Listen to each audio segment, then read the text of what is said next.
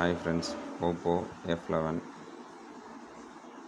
CPH 1911 Oppo F11.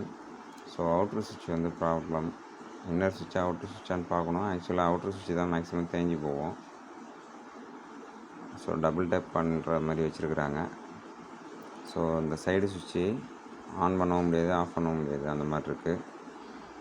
So இந்த சுவிட்சை வந்து மாற்ற போகிறோம். பேக் டோர் வந்து பேஸ்டிங் டைப்பு. ப்ளோயர் வச்சு கழட்டிக்கிங்க. Finger print left side. So left சைடில் வந்து பார்த்தீங்கன்னா ஃபிங்கர் பிரிண்ட் வருது, ஜாக்கிரதையாக ஓப்பன் பண்ணிக்கிங்க.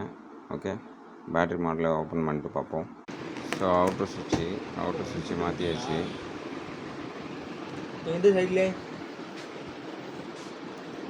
ஸோ இது பார்த்தீங்கன்னா இப்போ கரெக்டாக இருக்குது.